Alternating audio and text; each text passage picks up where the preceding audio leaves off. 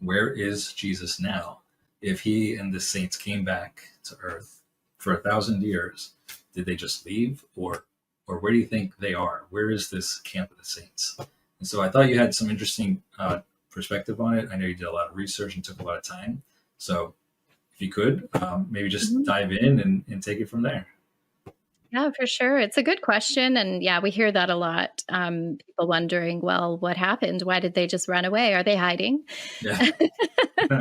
And, the scriptural evidence does actually indicate that the land where they are, which I believe I'll talk about that in a little bit, but I do believe they're here on earth. I believe that at the end of the old temple system, when Jesus came to set up his kingdom, he actually brought his kingdom to earth, as it says in the Lord's Prayer, thy kingdom come, thy will be done on earth as it is in Mhm. heaven.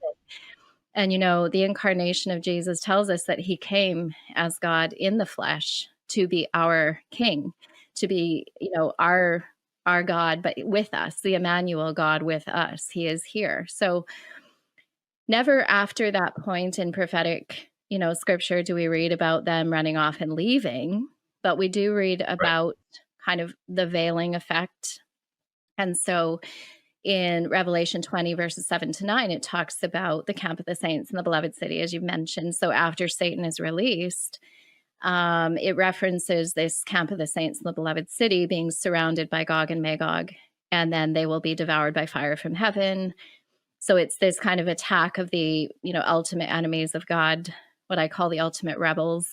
They will surround the camp of the saints, the beloved city. And that, how can they surround something that's not on the earth? That, it says they come up over the breadth of the earth, and therefore it's on the earth. Right.